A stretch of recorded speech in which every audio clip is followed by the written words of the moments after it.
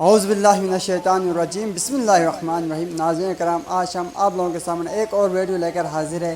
اس میں ہم آپ لوگوں کو مسلمانوں کے چند خدمات کے بارے میں ذکر کریں۔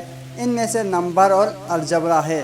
دنیا بھر میں نمبروں کا سسٹم ممکنہ طور پر ہندوستان میں سامنے آیا، مگر نمبروں کا یہ انداز عربی کا ہے اور یہ پہلی بار کاغذ پر ایک مسلم ریاضی دان الخوارزمی اور القیندی نے 825 میں استعمال کیا۔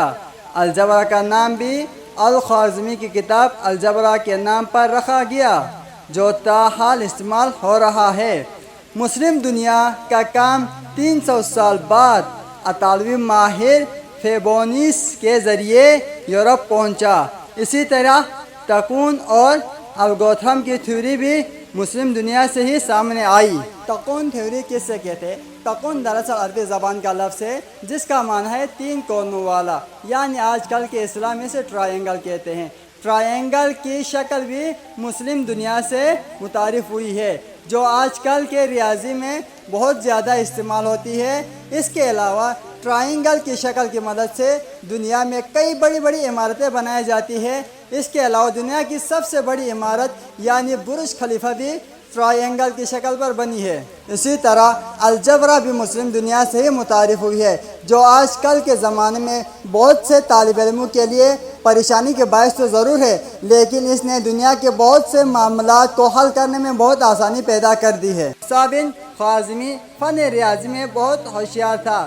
دربار میں اس کی قابلیت کا سکہ چلتا تھا۔